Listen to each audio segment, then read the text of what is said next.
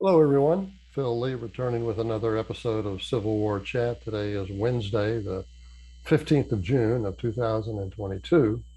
My topic today is Virginia as a bellwether. If you'd like to subscribe, please click on the subscribe button here in the lower right, and also the notification bell in the far upper right to be notified when new episodes are released. Okay, so let's begin with the presentation. Like during the Civil War, Virginia is becoming a key battleground state in the present conflict between the woke agenda and traditionalists. Since the state's traditionalists were among the Americans most committed to settling differences with mutual respect and compromise, racist and feminist demagogues initially ran roughshod over them with tyrannical, hasty, and inflexible demands.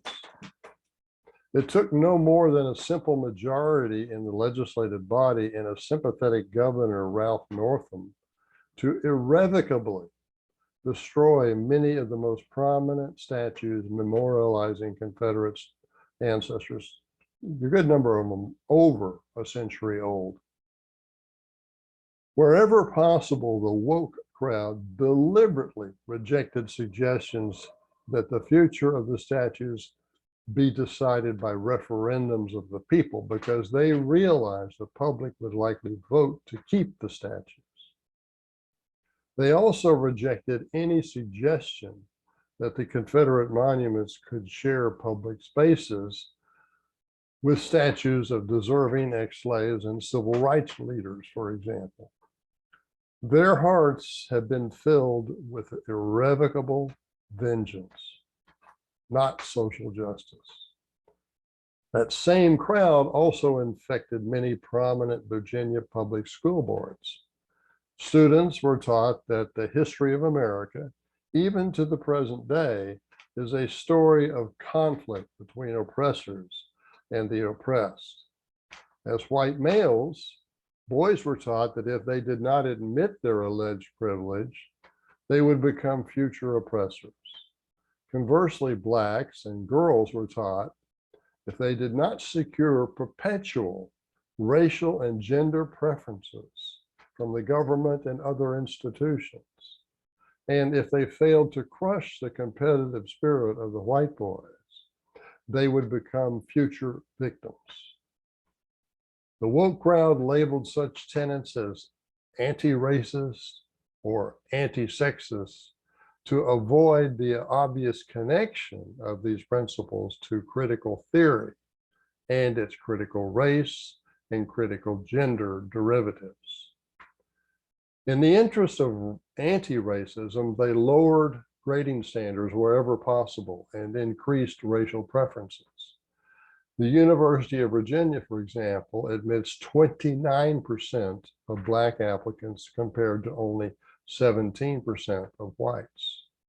Admission standards were also lowered at the Thomas Jefferson School of Science and Technology, one of America's best high schools. The objective was to rebalance the demographic makeup of the student body, which had the effect of dropping the number of Asian students, or the proportion of Asian students, from 70% to 50%. After the end of the 2022 school year, the one just ended, parents at that school learned that the average scores in trigonometry were the lowest the teachers had ever seen, notwithstanding that the exam was substantially easier than previous years. Given the simpler exams, if you can call trigonometry simple, the teachers had expected scores to increase, not drop.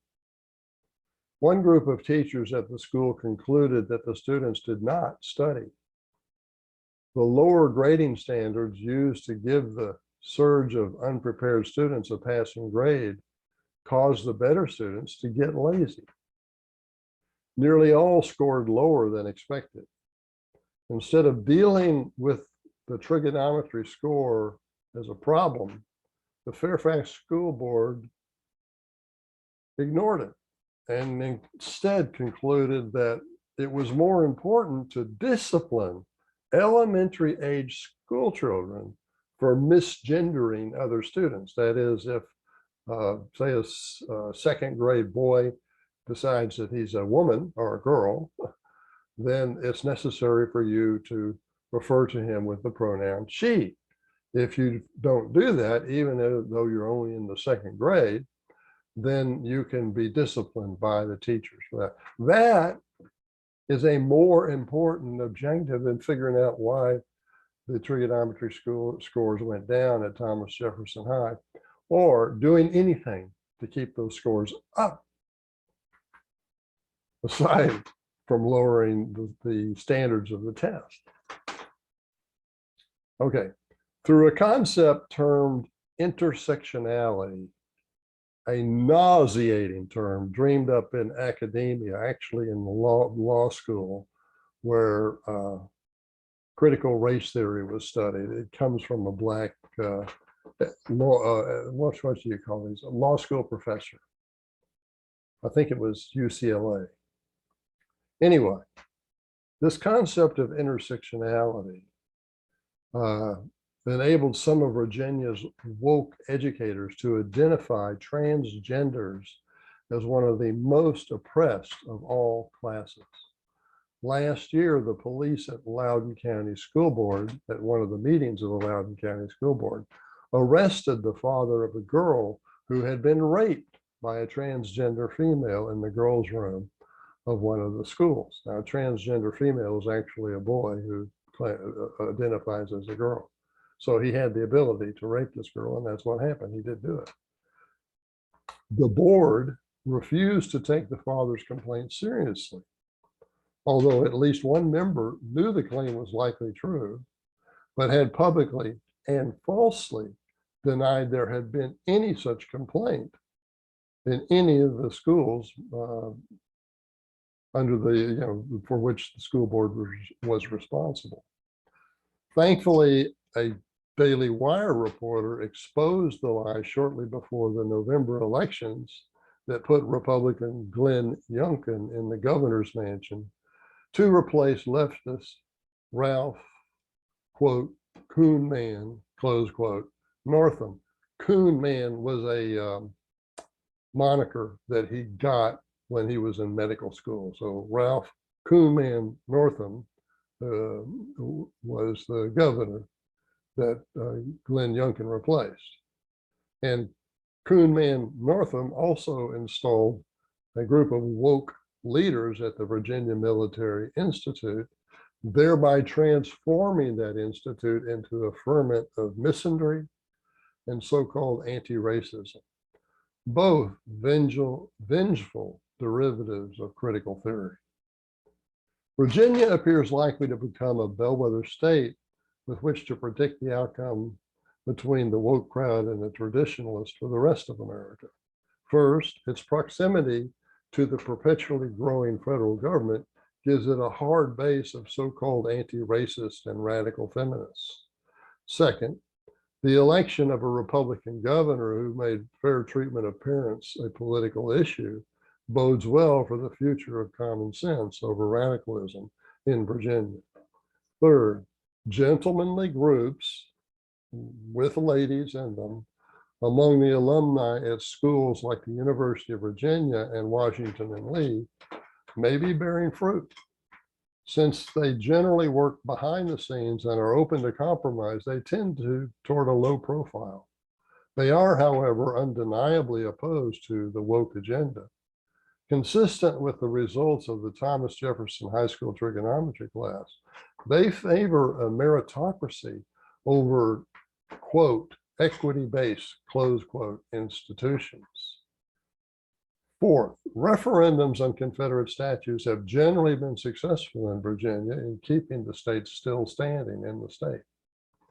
Fifth, and most importantly, President Biden and the Democrat Congress have convincingly demonstrated that they prefer to focus on a mirage of problems such as diversity, equity, and inclusion issues, rather than deal with the real economic problems destroying our country.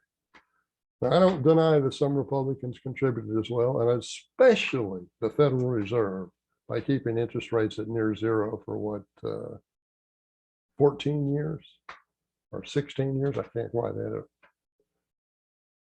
There is no chance, nonetheless, there is no chance that the Democrats will fix anything so long as they deny responsibility for creating the problems we face, especially $6, $7 a gallon gasoline. If you politicians, if you're Democrat politicians, stand before the camera and say, we are not responsible for that. That is Putin. That is somebody else. That is just another way of saying they aren't ever going to do anything to fix it. They are going to leave it up to somebody else to fix it. And right now, Biden is in one of the most cowardly actions I've seen from a president in this country in my lifetime. Biden has just said, hey, Federal Reserve is going to fix this. I'm not going to stand in their way. Well, that's nice. You're not going to do anything either. The Bacon's Rebellion blog, edited by James Bacon, is the best place to stay current on developments in Virginia. And I recommend that you do that. If this case that Virginia is going to be a bellwether is true, stay in touch with what's going on there. Nearly all of the state's newspapers require subscriptions, and few of them are worth the money. In fact, I can't think of any that's worth the money. The Washington Post is so saturated with diversity, equity, and inclusion poison. It can kill you just to look at it. It's that toxic. To be sure, I am unaware of Mr. Bacon's opinion on Confederate statues and the matters discussed in this post. Thus, I must emphasize that the views herein, the views in this post, are my own. Mr. Bacon is, however, a member of a University of Virginia alumni group that lobbies for a meritocracy. Okay, thanks for watching, but in the meantime, consider getting the Confederacy at Flood Tide. This is going to tell you when the Confederacy came closest to winning its independence. And if you'd like a copy, an autographed copy, it's $32. Just email me, phil_lee@me.com. It'd be $28 at Amazon or Barnes & Noble. Okay, that's our show for today. And I want to thank you for watching. We'll see you next time.